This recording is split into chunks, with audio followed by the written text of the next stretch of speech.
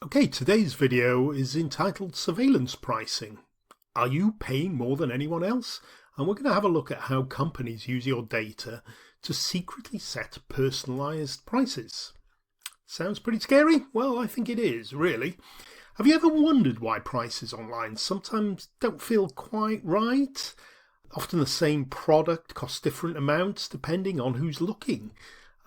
Today we're going to look at something called surveillance pricing, and it's how companies use your data to secretly set personalized prices. I'm going to show you two real-life examples using Netflix and Steam that show how your location can change what you pay and how prices aren't always the same for everyone. So, first of all, a myth, a classic myth. It used to be true, it really isn't anymore. You've probably seen videos online where you can just be told use a VPN and your hotel room and flights will be cheaper. Maybe change your VPN to Mexico and then you'll find everything reduces in price. It doesn't really work now. It stopped working reliably in about 2019 because flights and hotel sites no longer rely on only IP location. Just show you a quick look here. I mean, I used to do this myself. So if you want to get a little nice hotel in Washington for Wednesday, July the 1st to July the 2nd, that's all I can afford in Washington. I'm in the UK at the moment, and I'm the rather nice looking Melrose Georgetown Hotel. It's giving me a price of $381 in total for one night. Gosh, for a deluxe king bedroom.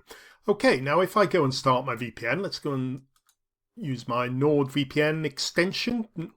Let's change to Mexico. I'm going to go to Mexico now and connect my VPN to Mexico. There you go. That's all it takes. NordVPN. And let's go back and refresh the page for the Melrose Georgetown Hotel. Now, it's not a perfect test because I don't want to spend too much time because I know it doesn't work really. And you can see here that king bed, we're still on 381 and all the prices have changed. You might find some of the adverts have changed, and if you go to the search, it will start customizing things based on your new location, Mexico. But the price really won't change anymore. Let's just close this down. And that's because they use something called surveillance pricing now. There's lots and lots of different options now available. So this used to work really well with flights, hotel sites. Car hire it used to work really well with as well, but who just used to use IP location, and they would charge different prices.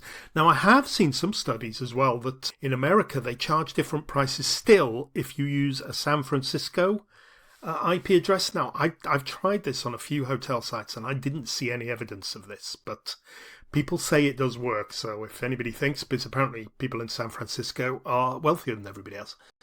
So it doesn't work anymore. Anyway, I just wanted to debunk that one because I know people always say this. The real reason this VPN trick failed now is because travel sites and airlines now rely on full behavioral profiles. Your account region, your previous searches, your loyalty status, even your saved card, these override whatever a VPN is trying to spoof. So in my example, we just went to the site. It was using so much more data, the fact I'd been there before, and I clicked on a search and it knew I was from the UK previous. These override all the VPN when you're trying to spoof this with a VPN. Some sites even block VPN traffic outright now. Some airline sites, I think. So it used to be you could get old geo-cheap flights. This idea is basically dead.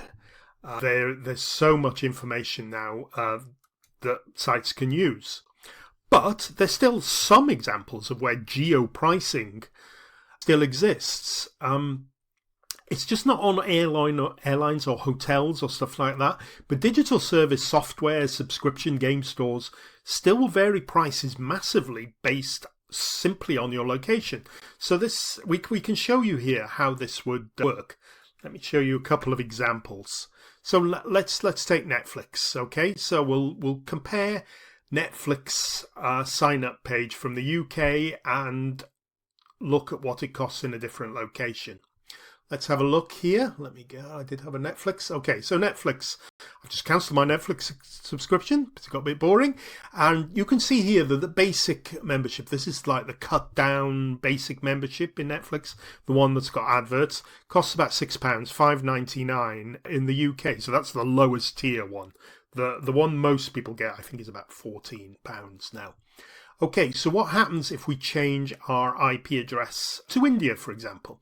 Right, now just to show you this, I will start my VPN. So I'm using Nord, as I mentioned before, and this is the full program here rather than the extension in Chrome, because I'm going to do something slightly different here. So here's India. I'm just going to connect to India, and this one's in Mumbai. So I'll connect there, and I'll get an Indian IP address now. Okay, so I'm going to close this now, and let's go to the Netflix site. So remember, $5.99. Let's just refresh the page, and you can see now it's looked at my IP address and seen I'm in India.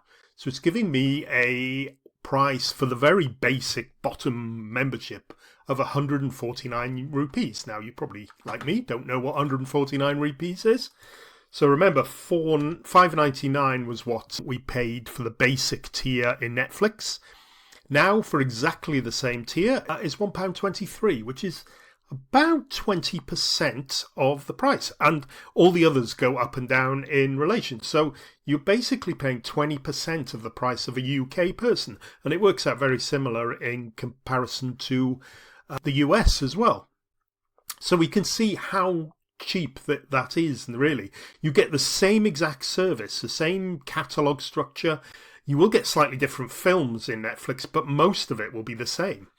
You'll just get a different price because Netflix has looked at your economic region. So it's called geo-pricing. This isn't full surveillance pricing. Netflix doesn't change prices based on you. They just changed it on the country. It's simple, it's transparent and consistent in a way. It's not quite as dodgy and murkier as full-blown surveillance pricing, which I'm going to explain in a minute.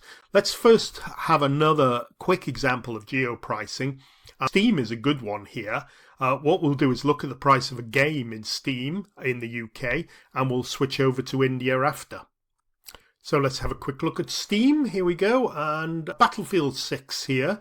So in the UK, it's on sale, 15% off, but it's still £50, $50.99, which is something like $60 there for Battlefield 6.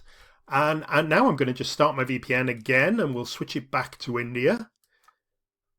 And it's going to Mumbai again, and I've got an Indian IP address. Now we won't be able to refresh the page in this because it'll remember my location.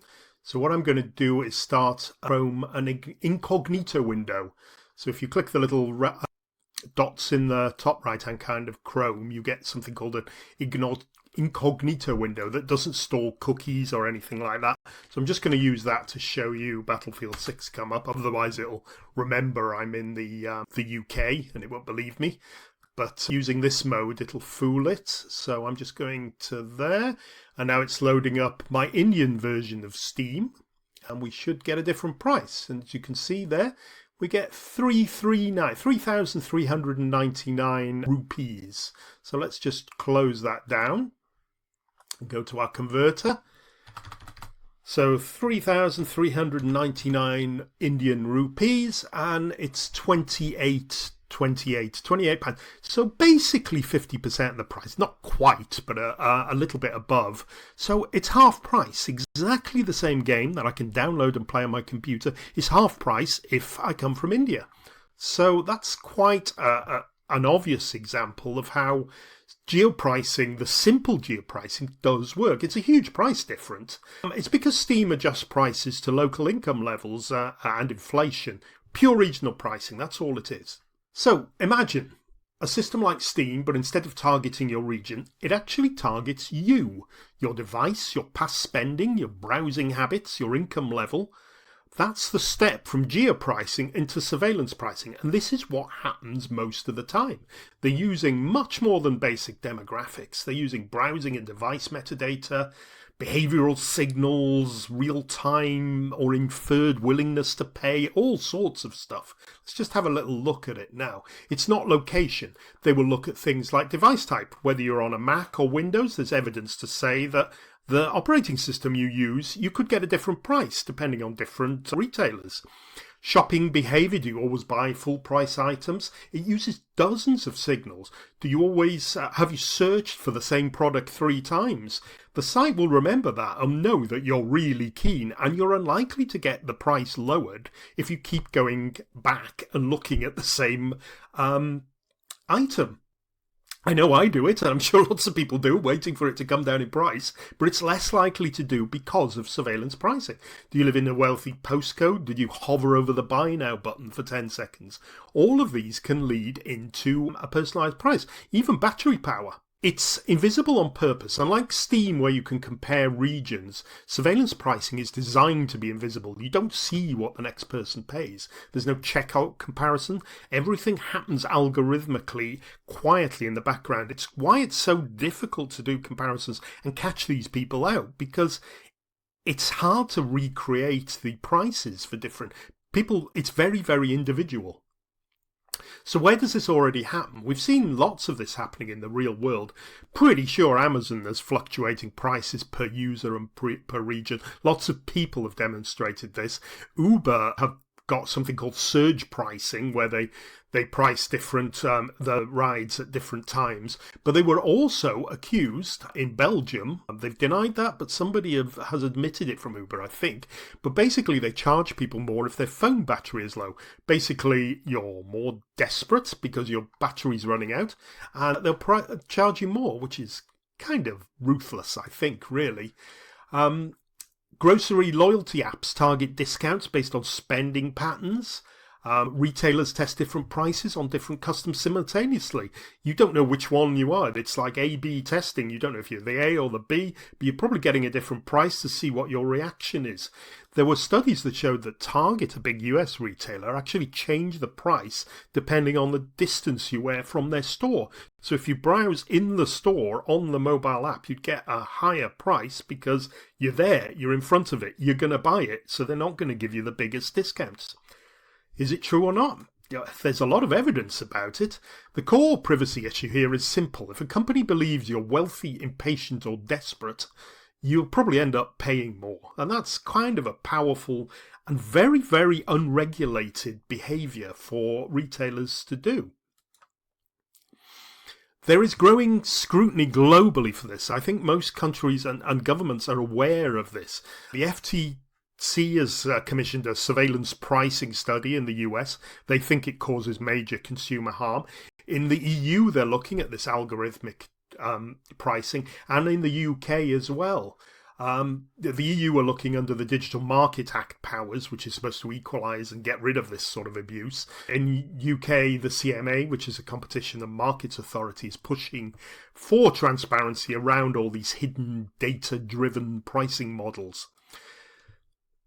So the future of pricing is personal. The Netflix and Steam demos I just show you now is show you how easily companies can adjust prices just based on one little thing as location. Just imagine the next step, how many of these pieces of data they've got on every single customer, and you could have thousands of different prices. That's the world we're heading into, unless regulators step in and do something about this.